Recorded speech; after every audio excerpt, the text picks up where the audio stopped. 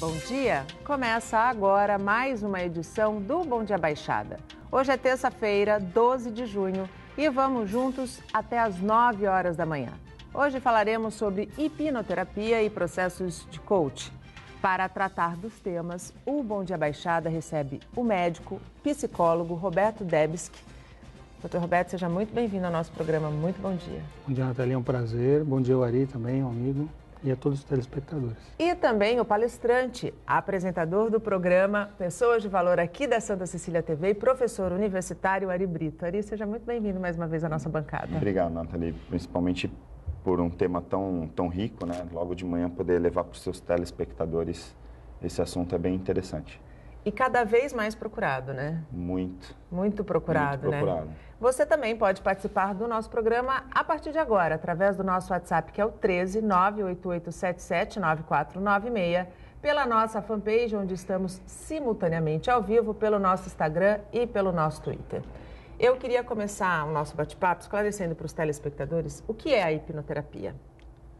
Assim, eu acho que para falar de hipnoterapia é legal assim falar um pouquinho sobre hipnose, assim, porque existe até eu e o Roberto a gente conversa muito sobre as várias ferramentas, as várias técnicas que existem, né, no mercado, vamos dizer assim, na sociedade, e a hipnose é uma técnica que é bastante importante, é muito rica. E que em determinados quadros, em determinadas circunstâncias, é importante utilizá-la. E aí a hipnoterapia, basicamente, é você trabalhar com a hipnose, atendendo pessoas como uma terapia e chegar em determinados resultados.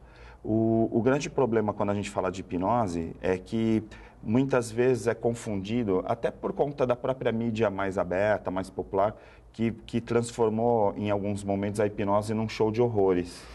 Né? Porque você tinha determinados programas antigamente, eu mesmo tive a oportunidade de assistir alguns, que você pegava uma pessoa, colocava ela num estado de hipnose, onde ela fica consciente, em geral, tem vários tipos de hipnose, mas particularmente a hipnose ericksoniana ou as terapias que a gente utiliza sob hipnose, que as pessoas ficam conscientes e a gente vai e deixa essa pessoa num estado um pouquinho mais relaxado. Confortável. Mais confortável. E aí, a partir daí, a gente consegue acessar memórias que, no geral, no seu dia a dia, essa pessoa não conseguiria acessar.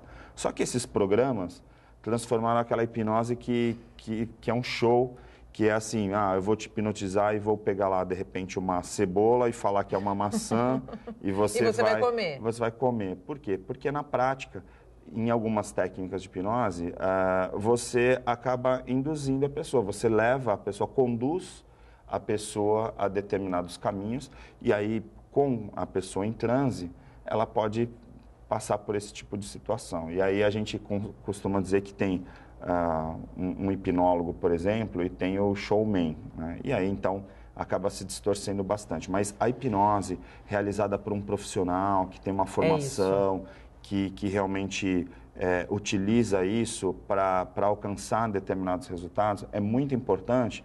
Por quê? Porque você acaba acessando áreas, principalmente no subconsciente. Quando a gente está falando de subconsciente, muitas vezes a gente está falando de inteligência emocional. Exatamente. De determinadas situações que a pessoa contraiu um trauma ou alguma resistência, alguma objeção bloqueio que tem, mesmo. Bloqueio, exato. E aí, através da hipnose, a gente consegue acessar essas áreas e o mais importante, através de algumas sessões, ressignificar aquela questão. Doutor Roberto, como bem colocou o Ari, se não feito com o profissional correto, se não feito de maneira correta, no momento certo, a hipnose ela pode causar muito mais problemas do que soluções, né? Então, quando a hipnose, como outras técnicas, é tratada como algo que vai solucionar tudo, então isso não é bom para nada. Nenhuma terapia pode ser colocada como solução para todas as causas, todos os problemas, todos os males. A hipnoterapia ou a hipnose, ela faz parte das áreas de atuação que a psicologia atua e define como algo válido, né? Então, a hipnose ericksoniana é utilizada dentro da psicologia.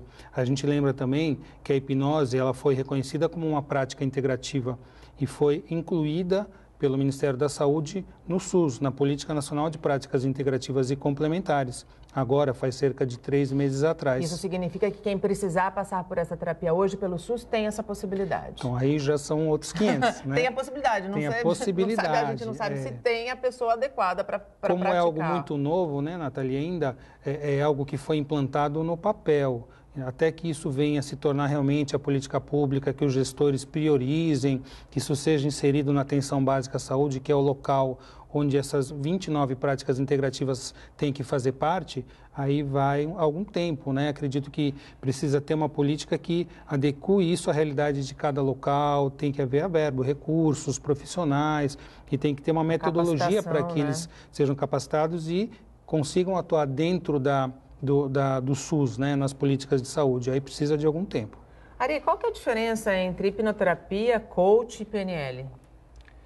Assim, é como você comparar, por exemplo, olha, eu tenho um smartphone em casa e eu também tenho um notebook. Ambos você pode acessar a internet. Sim. Um você pode telefonar, o outro você pode digitar alguns arquivos. Então, a gente às vezes, como eu falei, né, às vezes por esses assuntos estarem muito na mídia e acabar atingindo muitas pessoas de forma geral, acaba distorcendo muito. Porque, por exemplo, as pessoas confundem a hipnose com coaching ou com programação neurolinguística. E é assim... Uma coisa é uma coisa... Uma coisa é uma coisa. Então, assim, primeiro assim, a hipnose é uma técnica, né? E aí essa técnica, que é utilizada, como o Roberto falou, pelos psicólogos, por terapeutas, pessoas que têm uma especialização, né? Eu mesmo tive a oportunidade de fazer com Paul Adler, que é um neuropsiquiatra norte-americano, um treinamento de hipnose especificamente, mas assim, você não pode simplesmente chegar e falar, eu sei fazer hipnose, eu vou lá atender, porque não é só saber hipnose. Então, num processo de coaching, que é um processo mais ampliado, você trabalha com metas e resultados em cima de metas. Então, é uma prática, o coaching, onde você atende uma pessoa e essa pessoa, por exemplo, ela tem determinados problemas que ela quer resolver, e aí, então, existem ferramentas de coaching que envolvem dinâmicas, que envolvem, inclusive, muito papel. Então, assim, eu posso colocar, de repente, escrever mesmo no papel os meus objetivos, meus pontos fortes, fracos, como eu vou conseguir as estratégias para alcançar aquilo. E aí, dentro do processo de coaching, alguns profissionais que têm o conhecimento de hipnose podem utilizar, por exemplo, um transe para acessar determinadas áreas, digamos assim, mais fáceis para poder alcançar aquele objetivo. Mas nem todo coaching vai ser hipnólogo, por exemplo, ou hipnoterapeuta, mas na prática é um recurso que você pode utilizar. Por exemplo, um psicólogo, ele aprende um monte de técnicas na faculdade e ele, por exemplo, ele pode, num processo de terapia ou de atendimento, ele utilizar algumas ferramentas de coaching para alcançar determinados objetivos com o paciente, por exemplo. Mas ele pode também fazer a hipnose, por exemplo, no consultório para alcançar outras coisas e também usar a programação neurolinguística, que é o PNL, que é o PNL, que todo mundo fala, tal, para atingir outros resultados. Ou seja, eu gosto de fazer uma comparação. É como se fossem 3 avenidas que descem para uma praça central. São 3 caminhos. São 3 caminhos. Essa praça é o subconsciente. Aí você fala assim, como que eu vou atingir aquele lugar? Aí eu posso... Tenho 3 caminhos. 3 caminhos. Até hoje é legal e até fico feliz com a presença do Dr. Roberto, porque hoje tem um outro caminho que é a constelação familiar. São as constelações sistêmicas familiares, assim, que a gente está falando muito hoje da consciência sistêmica, que é um outro caminho e que também atinge recursos maravilhosos. Então, assim, hoje, talvez nessa área do desenvolvimento humano, as constelações sejam, assim, vamos falar assim, a bola da vez, né? Na verdade, não é tão recente, mas hoje as pessoas estão reconhecendo como uma das ferramentas também. Então, às vezes eu estou dando aula na universidade, aí um aluno falou assim para mim, você faz hipnose, eu queria ser hipnotizado. Aí assim, como? É a mesma coisa de eu perguntar aqui, você consegue me hipnotizar agora, ao vivo? E aí assim, primeiro que ninguém vai ser hipnotizado se não quiser. Eu não hipnotizo, por exemplo, alguém se não quiser. Agora assim, claro, eu tenho técnica para hipnotizar uma pessoa muito rapidamente, claro.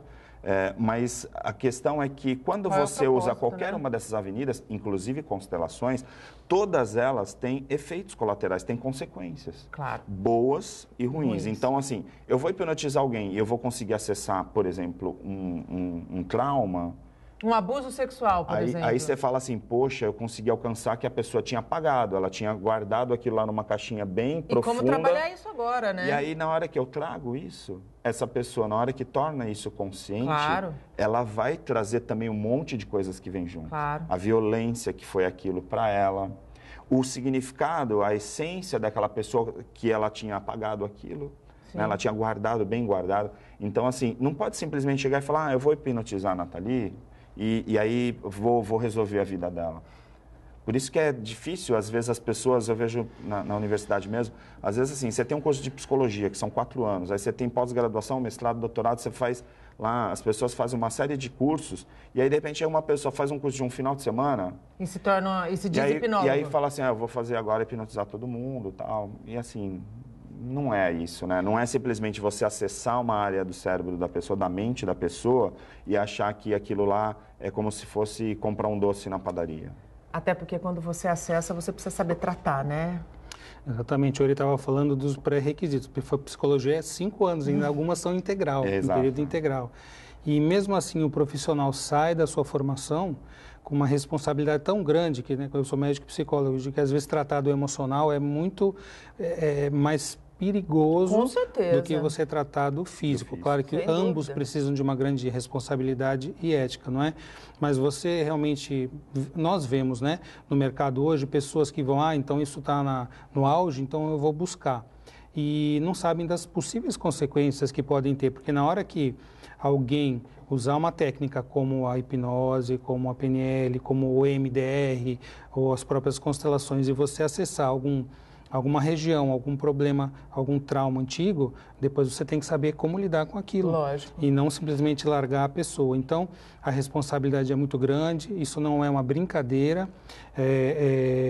As pessoas você está lidando com algo muito profundo, muito delicado das pessoas. Que o cérebro que são seus apagou, arquivos, né? Bloqueou. exato. Se existe uma memória que ela foi suprimida, ela foi ocultada, tem uma razão para isso, porque isso faz parte de um mecanismo de defesa Claro. que nós criamos contra a dor. Não é? Então, quando alguém vai lidar com isso, existem técnicas diversas, além da hipnose que atuam, né? O próprio EMDR, que é a técnica dos movimentos oculares, da dessensibilização, que é uma técnica americana da década de 80, a gente trabalha e lida muito com isso. Então, às vezes, a pessoa vem trazendo um sintoma, eu tenho alguma questão que eu quero trabalhar, eu tenho medo de alguma coisa, enfim. Quando você vai utilizar uma técnica, você descobre que a origem primária daquilo está em um trauma muito forte que ela teve na infância, ou até às vezes transgeracional também. E quando isso aparece, você tem que saber exatamente como lidar para proteger a pessoa, colocá-la num lugar seguro e que ela não seja prejudicada com o uso inconsequente de uma técnica. Até porque senão isso pode voltar contra a própria pessoa, né? Contra Não, com a saúde. certeza. Com certeza. Então, os profissionais, eles devem estar muito conscientes daquilo que fazem, não é? Lidar com a saúde humana, seja a saúde física, a saúde mental, e ambas, na verdade, são uma só, requer uma grande responsabilidade e muita ética do profissional. Então, Ari, eu conheço várias pessoas que estão sempre estudando e trabalhando. A gente nunca pode dizer, não, agora estamos prontos, já sabemos fazer Conhecimento tudo. nunca é demais, né? Não. Nessa área, principalmente em todas, eu diria, mas nessa área, você sempre aprender, ampliar os seus recursos em benefício dos pacientes, dos clientes, é fundamental. Vocês acreditam que o crescimento pelo interesse destas técnicas esteja muito voltado para a percepção de que nós estamos ficando muito mais doentes da alma do que doentes fisicamente? Com certeza. Assim, a gente percebe esse crescimento, né? Assim, hoje a gente fala de desenvolvimento humano, né? A Santa Cecília mesmo criou o programa, né? Pessoas de Valor, com essa perspectiva de poder abordar também esse assunto. Então, hoje a gente tem um espaço na mídia, né, falando sobre esse assunto, porque hoje as pessoas estão muito mais interessadas. E por quê? Porque por muito tempo a gente viveu numa sociedade onde o ter era mais importante que o ser. E aí a gente cresceu. Eu mesmo sou de uma geração que, assim, qual carro que você tem, onde que é o seu apartamento, Antes qual é o dos seu 40 patrimônio, você tem que ter um patrimônio X. Quais são as pós-graduações que você tem. Então, o ter era muito importante. E essas pessoas foram chegando nessa pirâmide, né, que a gente chama da pirâmide de Maslow, né, de consumo e tal, e aí de repente chegou nessa essência. Falou assim, pô, eu tenho tudo isso e não sou feliz, ainda não consigo me realizar pessoalmente. E aí então as pessoas começaram a ir nesse caminho, que não era um caminho mais de fora, era um caminho de dentro. E aí então entrou, né, Goleman, né, Paul Adler, todos os falando de inteligência emocional, Maxwell mesmo, que trabalha com essa questão nas empresas com liderança, né, Napoleon Hill lá com a Lei do Triunfo, e aí veio, né, o Murphy com o poder do subconsciente, mas assim, vieram pessoas que estavam meio isoladas, que foram se juntando, e hoje a gente tem um batalhão, né, de pessoas, milhares de pessoas trabalhando isso no mundo inteiro, para trabalhar o que a gente chamaria de inteligência emocional ou a resiliência, né? Porque hoje a gente vive um momento assim, as pessoas acordam, vão ligar a televisão e só vem notícias ruins. Né? Em geral, as pessoas vão ver né, as notícias ruins. E aí, quando você começa a se deparar com isso, você tem que trabalhar o seu interior também para não cair nesses buracos. Claro. Né? E aí a gente vê a quantidade de pessoas num quadro de depressão ou de ansiedade muito grande. E aí acaba gerando, às vezes, até um quadro mais extremo, né, para querer tirar a própria vida e tal. Não é à toa que a OMS já considera o suicídio como uma epidemia mundial, né? É uma epidemia, né? Exato. E por quê? Porque se trabalhou muito o exterior e o interior estava muito fragilizado. Então, não só por conta da psicologia, eu até acredito, e às vezes eu comento com pessoas que são colegas, né, que trabalham nessa área de desenvolvimento humano, que a psicologia, de certa forma, até perdeu muito espaço, a psicologia, quando eu falar psicologia tradicional, para essas outras técnicas. Porque se você for ver o coaching, nada mais é do que uma área que foi comendo a psicologia pelas bordas, assim, sabe? Pegando pedaços da psicologia. Porque na prática, como o Roberto falou, o ideal seria que as pessoas pudessem, por exemplo, ser atendidas por profissionais que têm uma formação consistente para poder realmente trabalhar com os problemas da mente. Sim. Né? E quando a gente fala dos problemas da mente, eu sempre gosto de usar a ilustração do iceberg. Né? O consciente está lá uma pontinha, só que lá dentro tem uma coisa enorme e aí nunca dá para saber o que tem lá dentro. Então, pegar uma pessoa despreparada e abrir essa caixa pode causar um estrago. É um risco muito grande, né? Então, assim, ter essa preparação, ter essa formação é muito importante. A gente faz uma pausa no bate-papo para fazer um lembrete para você que está em casa. Segue até sexta-feira, em todo o Brasil, a campanha de vacinação contra a gripe. Em Santos, a baixa procura pela imunização de grávidas e mulheres que tiveram filhos recentemente preocupa. Mulheres grávidas e aquelas que deram luz num período de 40 dias fazem parte de um dos públicos mais preocupantes dentre os grupos prioritários. E é justamente o que tem apresentado o menor índice de imunização em Santos. Com relação às crianças até 2 anos de idade, já atingimos a meta dos 90%, ultrapassamos aquilo que a gente teria como meta, porém estamos tendo uma certa dificuldade com relação às gestantes e às puérperas, né, cuja meta nós não chegamos ainda nos 30%. Né, então a gente precisa trabalhar em cima desse pessoal, conscientizando da importância que há a vacina e que não há risco algum para nenhuma mãe, nem para o neném, pelo contrário. Facilita até mais para a criança que está dentro da barriga dela, que quando acaba passando pela placenta, acaba passando anticorpos para a criança. Então a criança já acaba nascendo com uma certa imunidade. A campanha contra a gripe acontece em todo o país desde o dia 23 de abril e deveria permanecer até o dia 1º de junho. Mas o número ainda alto de vacinas em estoque fez com que esse prazo fosse prorrogado até esta sexta-feira, dia 15 de junho. A aproximação do inverno é motivo de preocupação. É o momento que é onde o vírus ele acaba circulando mais na nossa região, né? Principalmente para os lugares fechados, aglomerações de pessoas, lugares fechados, corre maior risco de circulação do vírus. Esta advogada trouxe a filha de 1 ano e meio para garantir a 2ª dose da vacina. Eu segui a orientação do pediatra, hoje é o reforço. Ela tomou a primeira dose tem 1 mês, como ela é muito bebê, nunca tinha tomado a vacina. A orientação da policlínica fosse para que hoje ela retornasse para tomar a 2ª dose. Você acha importante esse exemplo que você está dando? Eu acho importantíssimo. A gente tem que prevenir, né? Sem dúvida. Vacina é prevenção. Vale lembrar que idosos a partir de 60 anos, crianças a partir de 6 meses e que ainda não completaram 5 anos, trabalhadores da saúde, professores das redes pública e privada, indígenas, mulheres grávidas e que deram à luz recentemente, como mostramos na reportagem, têm prioridade na vacinação. E agora sim, Nós vamos para um rápido intervalo. No próximo bloco, nós seguimos falando sobre saúde da alma. Não saia daí, até já. Estamos de volta e abrimos o segundo bloco falando sobre segurança pública. A Baixada Santista, em breve, deve ter policiamento reforçado. Os detalhes com a repórter Carol Bertolini. Na última sexta-feira, o governador Márcio França sancionou o projeto de lei que pretende reforçar aqui o policiamento na região da Baixada Santista. A gente vai conversar agora com o deputado estadual Paulo Correia, que é o autor desse projeto. Bom, a informação é muito boa, deputado. O que a gente pode esperar agora? Bom, agora, com o governador sancionando a lei, o que temos que esperar é a Secretaria de Segurança Pública, junto com o órgão técnico da Polícia Militar, para estruturar e trazer uma apresentação do aumento do contingente de policiais na nossa região. E o governador deverá, nas próximas semanas, fazer este anúncio aqui e, com certeza, fazer o ato da sanção de lei. Já foi feito burocraticamente e agora é claro que a gente só precisa apresentar para a população o que realmente acontecerá nos feriados e finais de semanas prolongados com esse aumento de policiais na rua para trazer aquela sensação de segurança que nós da Baixada tanto clamamos e também dos nossos turistas. Agora, deputado, em toda a Baixada Santista haverá esse reforço. Porém, aqui na nossa cidade de Santos, a gente vê muita gente reclamando que o reforço policial até durante a temporada acaba acontecendo apenas ali nas regiões da praia, nos centros. Não vai ser assim.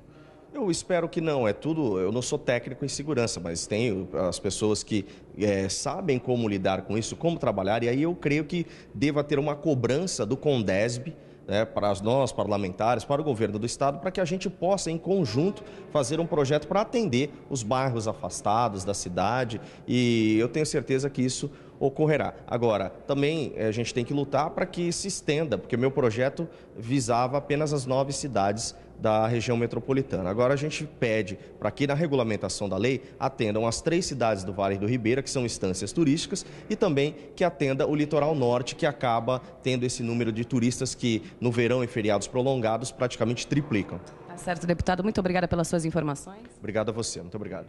Carol Bertolini para Santa Cecília TV. A gente só vai conseguir promover o turismo da forma que tem se buscado, tem se objetivado, tanto aqui na região da Baixada Santista quanto nas regiões do Vale do Ribeira e no Litoral Norte, se a gente conseguir garantir segurança de verdade para quem visita essas cidades. Senão, quem vai é alvo da violência, alvo de bandidos, não volta nunca mais. E voltamos com os nossos convidados. Hoje recebemos o médico psicólogo Roberto Debski e o palestrante e professor universitário Ari Brito. A partir de agora, você pode seguir participando conosco do nosso programa pelo WhatsApp, que é o 13988779496, pela nossa fanpage, onde estamos simultaneamente ao vivo desde as 8 horas da manhã, pelo nosso Instagram e pelo nosso Twitter. Doutor Roberto, em que momento a hipnoterapia ela passa a ser uma opção dentro de um tratamento? Bom, primeiro o profissional ele deve dominar essa técnica. Ela é uma técnica dentre várias outras que existem. Se dentre das possibilidades de tratamento, num determinado momento, o profissional identificar que seu cliente, seu paciente possa ser beneficiado pela técnica, ele pode utilizar. Porque a hipnose, o que ela vai fazer? Não é nada mágico, como o Ari falou, algo que você fazia demonstração de circo, não é? Porque tem o efeito, tem anestesia que você consegue, alteração dos sentidos, tudo isso é interessante de se ver. Mas o objetivo da hipnose é que você consiga levar o seu cliente a um estado alterado de consciência. O que significa? Um estado de relaxamento, um estado onde possa ser acessadas informações, onde possam ser acessados memórias, né, que estão mais ocultas, inconscientes, e o psicólogo, o profissional terapeuta capacitado, possa, através dessas informações, ajudar o cliente a melhorar os seus sintomas, ou que ele possa lidar com isso, ampliar a sua resiliência, que ele aprenda, enfim, a sair desse trauma, seja ele um trauma que esteja revelado, um trauma que seja oculto, e essa técnica, dentre várias outras, possa ajudá-lo a caminhar em direção a uma cura, um movimento mais saudável para a vida. Então, a identificação desse quadro é o profissional que vai fazer.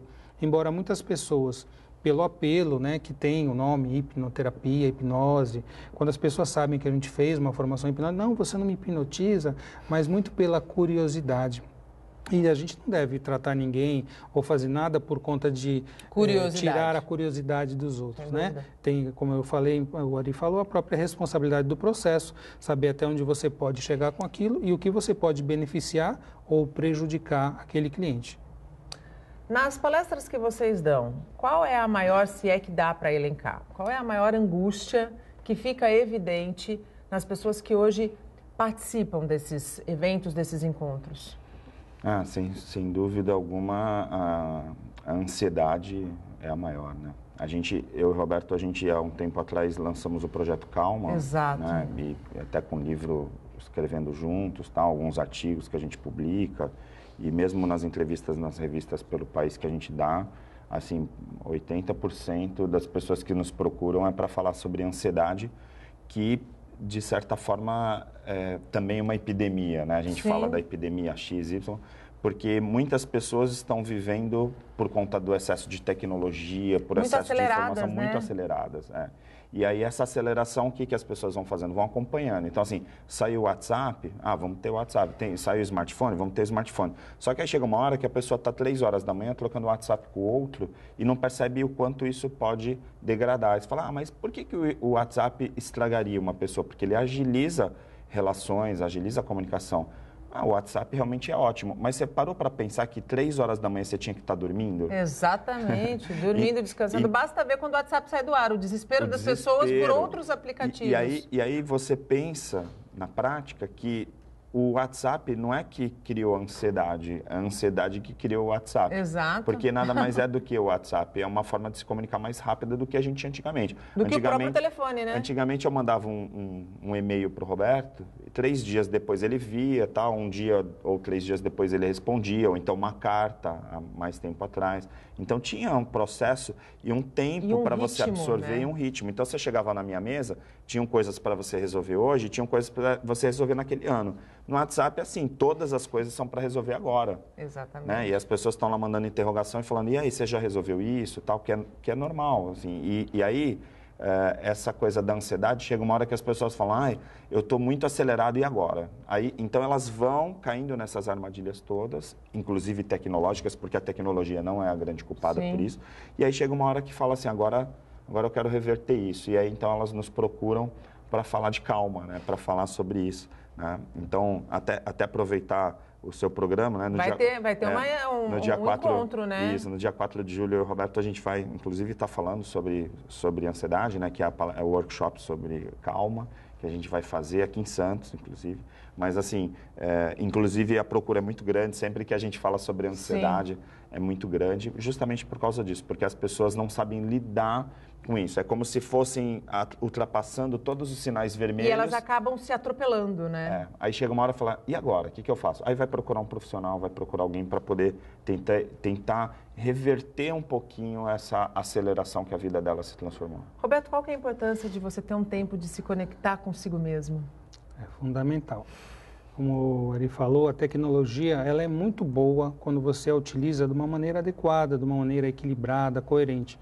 Agora, você também poder acessar, além das mídias externas e as outras pessoas, ter um acesso ao seu interior, ter um momento para você olhar para si, buscar ampliar a consciência.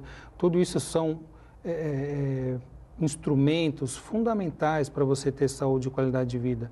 Hoje, quando as pessoas me procuram no dia a dia, a questão dos problemas emocionais, a própria ansiedade, é algo que domina realmente. E os outros, como a própria depressão, não é? E você olha para a causa da ansiedade, você vê que a pessoa ela não está ali presente. Então, muitas vezes, as pessoas hoje se encontram ansiosas porque elas estão tão focadas em alguma coisa que vai acontecer, ou no que elas têm que fazer, ou será que elas vão dar conta de resolver? Então, a gente brinca aqui, de uma maneira séria, né, que a ansiedade é um excesso de um futuro, né, futuro negativo. A pessoa está focada lá no futuro. E está deixando de viver o que está acontecendo aqui, né? Desse lado. Assim como a depressão é uma falta de futuro. Então, o depressivo não tem motivação, não tem algo que o puxe para frente na vida. Então, ambos, seja o ansioso ou o depressivo, que são talvez os principais transtornos do mundo de hoje, né, emocionais que afetam o físico, inclusive desencadeando doenças físicas também, tem a ver como nós lidamos com o tempo, o interior. A gente não consegue consegue olhar para si ou não por medo ou por incerteza. Como é que eu vou lidar com minhas questões? Eu acabo focando tudo no exterior e esqueço de olhar para mim e não fico no presente. Então, aquilo que a gente chama de estado de presença, que é tão fundamental, que a gente consegue conquistar quando trabalha meditação, técnicas de relaxamento, né? No Projeto Calma, a gente ajuda as pessoas a desenvolverem esse olhar, não é? A pessoa precisa reaprender a olhar para si e buscar ampliar a consciência, inclusive, de vários processos que ela não se sinta bem. Todos nós temos questões a melhorar, a desenvolver, ninguém é totalmente resolvido, longe disso, até mesmo profissionais que lidam com a área da saúde, da medicina, enfim, todos nós temos que ter essa busca de olhar para si, descobrir quais são as nossas carências, os nossos pontos e a partir disso buscar ressignificar isso, ampliar a resiliência e caminhar para um destino saudável. Acho que esse é o objetivo de todo mundo. E nesse caminho, a gente pode utilizar essas e várias técnicas, enfim, mas a técnica não é mais importante. O mais importante é o olhar que a pessoa tenha e essa abertura para poder buscar a saúde e qualidade de vida. E a coragem de olhar para dentro de si, né? Porque precisa ter coragem, né? Assim, vontade. Mais do que coragem,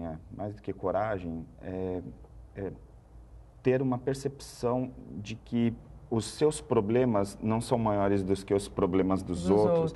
Porque quando a gente faz treinamentos, a gente faz práticas onde a gente coloca as pessoas, às vezes, conversando em grupo, muitas vezes eu percebo que a pessoa chega lá e fala assim, nossa, eu achava que eu tinha problemas gigantes e eu percebo que meus problemas não são tão grandes, porque o problema do outro é muito maior que o meu. É como você conseguir uma segunda chance na vida e perceber, depois do baque que você recebe, o grande presente que te foi dado, né? Exato. Até o Fernando de Freitas, que o Roberto trabalha bastante, coloca essa coisa, né, das doenças que curam. Exato. Né? Doenças que curam. Função das doenças. As funções das doenças. Então, assim, quando você não fica olhando para dentro de você, em alguns momentos o corpo vai fazer você parar para você praticar isso. Exatamente. Né? Então, assim, uma doença, falar assim, eu tive uma doença XY.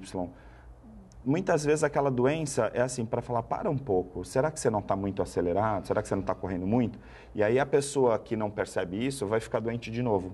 Vai. Então, assim, a volta, né, de determinadas doenças, ou até quando a gente coloca, né, algumas crônicas, né? Então, assim, tem doenças crônicas que estão muito ligadas a essa questão de a pessoa não ter consciência do próprio corpo, né? Então, assim, eu controlo minha glicemia, eu vou lá e como doce todo dia.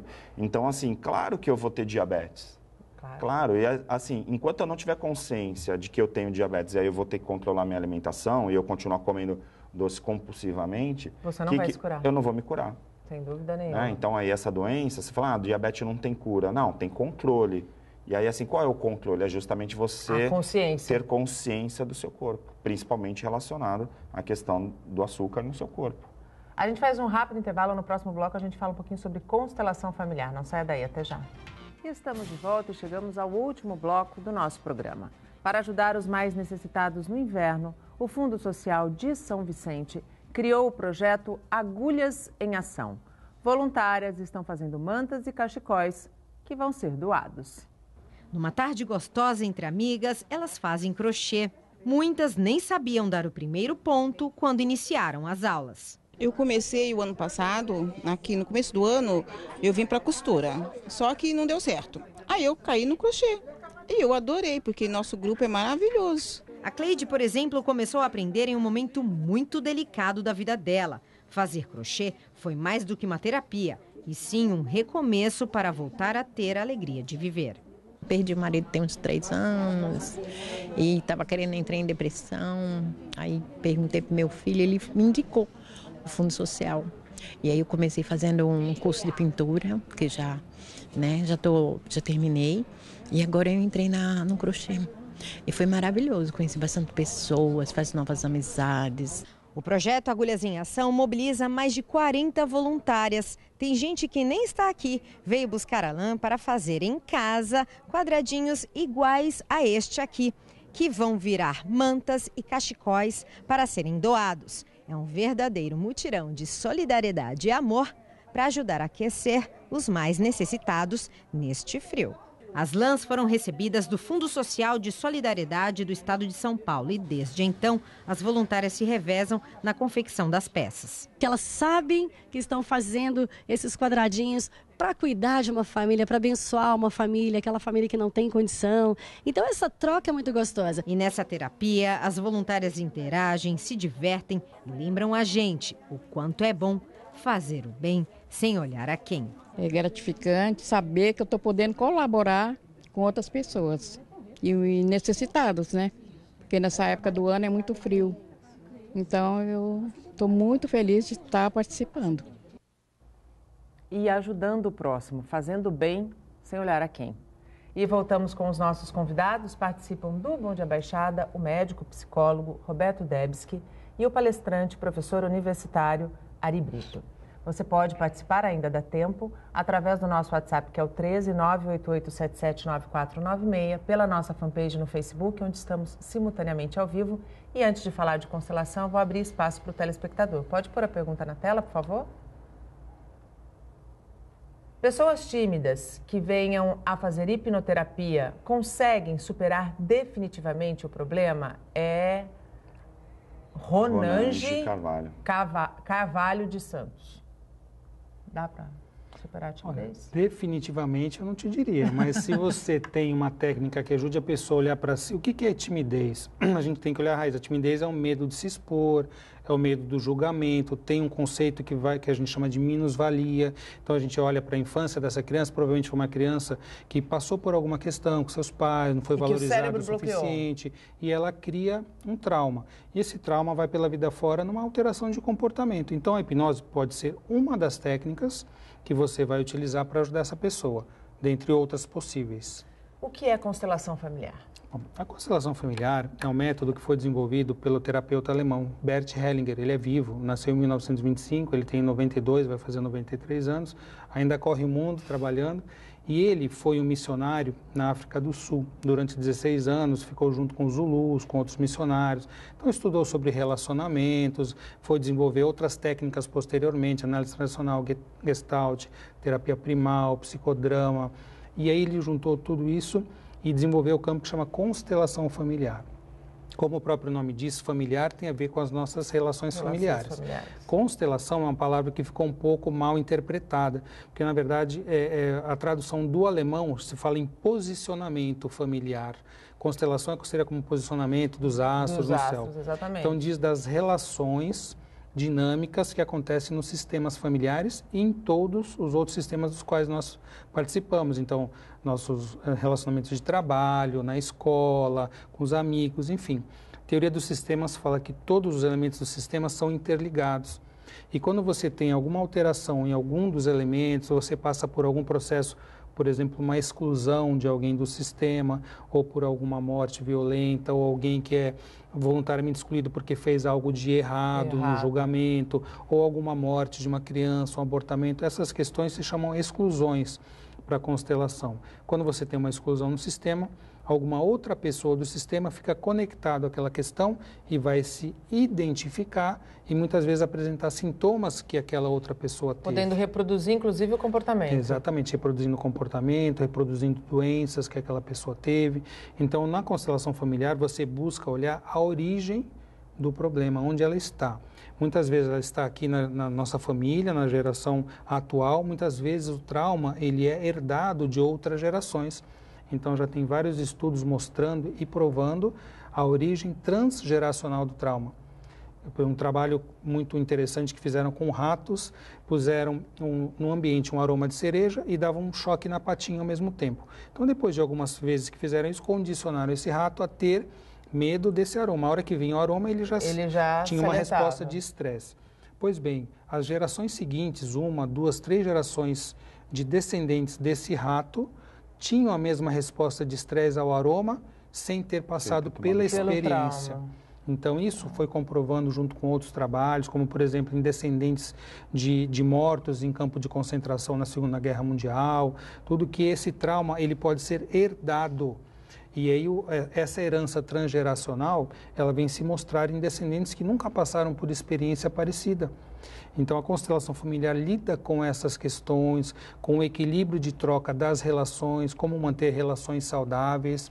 Hoje é dia dos namorados, né? Hoje é dia dos namorados. Então, no grupo de estudo hoje, a gente vai estudar sobre as relações afetivas, porque uma das leis que o Bert Hellinger descobriu, além da lei do pertencimento, que fala das exclusões, da lei da hierarquia, que fala da ordem na família que precisa ser seguida, ele fala da lei do equilíbrio de troca. Então, todas as relações têm que ter um equilíbrio satisfatório. E quando você não tem, as relações vão terminar de uma maneira não muito agradável, né? Com mágoas, com ressentimentos. Então, estudar essas leis sistêmicas da vida que as constelações familiares nos mostram é uma das maneiras de você equilibrar a saúde física, a saúde emocional e a saúde dos relacionamentos das pessoas. Ele tocou num ponto muito importante que eu particularmente defendo de maneira muito ferrenha. É importante trabalhar para curar-se de mágoas, de ódios e aprender a praticar a gratidão e a ampliação do olhar para o amor ao outro. Quais são os prejuízos que uma mágoa não tratada pode trazer para o indivíduo? Assim, eu gosto muito eu até falo nas minhas palestras, nas minhas falas, eu brinco muito até com a equipe, tudo com os amigos, assim, que nós somos espelhos. Então, assim, com o passar do tempo, conforme você vai se conhecendo melhor e vai se estudando e vai conhecendo as técnicas, vai trabalhando isso tudo dentro desse universo, a gente percebe muitas vezes que aquele incômodo que a gente tem com o outro, ele está dentro da gente.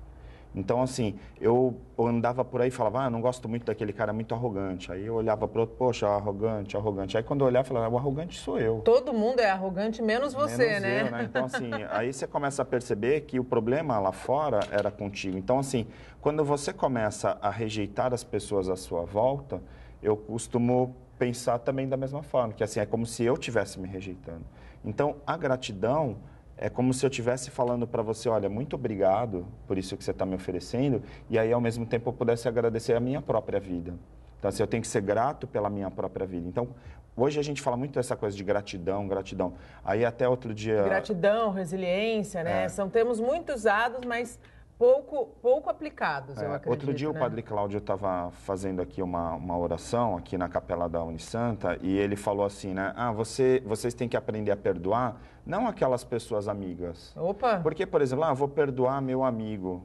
Ele é teu amigo. É fácil perdoar Agora eu quero o amigo. ver você perdoar o inimigo, né? Então, assim, a gratidão é isso também. Não é agradecer aquela pessoa que está todo dia trazendo alguma coisa para você e que, de certa forma, está ligado às tuas relações. É agradecer também as várias outras pessoas que, às vezes, você nem tem contato, mas que fazem com que a tua vida seja uma vida melhor. Então, assim, essa sensação, essa percepção de gratidão está muito relacionado ao mindfulness, né? Assim, ao estar presente. Quer dizer, quando eu estou consciente de quem eu sou, eu agradeço. Como lidar com os céticos, doutor Roberto? Porque, assim, hoje a gente está mostrando que a ciência está provando uma série de coisas que antes era muito mais ligado à espiritualidade, né? Hoje a ciência está mostrando que nós podemos herdar traumas de geração para geração, nós podemos ficar doentes pelos maus sentimentos alimentados. Só que ainda tem gente que não acredita nada disso. Como lidar com os céticos? A gente fala que crença é algo muito pessoal e nós não devemos querer mudar a crença de ninguém, porque crença, você entra em briga se você quer mudar a crença de outra pessoa. Você falou da espiritualidade. Você sabe que a Organização Mundial de Saúde coloca a espiritualidade como um dos 6 pilares da qualidade de vida. Então, não tem como separar o físico do emocional, do espiritual. Nós somos um ser integral, completo, que inclui tudo isso. O corpo, a energia, a mente, o espírito, os relacionamentos. Nós somos com os outros também. Então, se a gente quer, de alguma maneira, não deveria querer, mas se a gente quer convencer alguém de alguma coisa, tem que ser na prática. Então, a pessoa que, eu não acredito nisso, fala, ok, tudo bem, cada um com a sua crença. Mas a hora que a pessoa ela é aberta, então isso acontece muito na minha área, na medicina, até na própria psicologia, que deveria inclusive ser mais aberta, essa área não pode trabalhar porque isso não está comprovado cientificamente. Porém, a comprovação científica que você busca, nem para todas as áreas ela tem que ser feita da mesma maneira. Sem dúvida. Porque a ciência ela aborda algumas maneiras de trabalhar, de você ter evidências, mas você tem outras áreas de atuação que não tem. Se eu falar para você, o que você sonhou hoje? Você fala, eu sonhei que eu estava me encontrando com a minha avó, que já morreu, não sei o que lá. Eu falo assim para você, prova para mim. Como é que você vai me provar um sonho? Mostra a evidência científica que você sonhou. No máximo, se tivesse medido as ondas cerebrais, ia ver que teve o sono REM, movimento ocular. Agora, prova que você sonha com a sua avó. Então, tem coisas que a ciência comprova de uma determinada maneira. E existem outras áreas que você tem que ter um outro papel, não é? Então, nada melhor do que a prática no dia a dia e os efeitos positivos. E quando a pessoa busca uma terapia dessas, que hoje em dia estão no SUS, inclusive o Ministério da Saúde comprova, mas aí a psicologia fala, não pode ainda, a medicina não tem evidência. Então, vamos trabalhar, vamos ver como é que isso funciona, sem prejuízo para as demais, trazendo uma integração, porque são práticas integrativas, não é? Então, vamos olhar com esse olhar da integração, da inclusão, porque as próprias constelações familiares falam dos efeitos muito prejudiciais das exclusões na nossa vida. Infelizmente, nosso tempo acabou. Adorei o bate-papo. Acho que a gente ficaria aqui batendo papo por mais, pelo menos 2 horas. Eu acredito muito que hoje a gente precisa buscar paz e calma, né? Para que a gente possa ouvir o outro, mas principalmente se escutar. Doutor Roberto, muito obrigado pela tua participação. Seja sempre muito bem-vindo aqui ao nosso programa. Será um prazer. Ari, sem palavras, muito obrigada pela participação aqui conosco. Eu queria aproveitar essa oportunidade, como hoje é dia 12 de junho, a gente está falando, né, no Dia dos Namorados, eu queria mandar um abraço para a Érica. Eu falei para ela, falei assim, vou mandar um abraço para você. Ela com certeza está assistindo lá. Eu te amo, amor. Eu também. Quero mandar um grande beijo para o meu amor, o amor da vida, Peterson Gobetti. E um beijo especial para o aniversariante do dia, o nosso operador de áudio, Luiz, um querido que cuida de mim sempre com muito carinho. O Bom Dia Baixada vai mostrar o Luiz? Mostra o Luiz para mim, para todo mundo saber quem é o Luiz.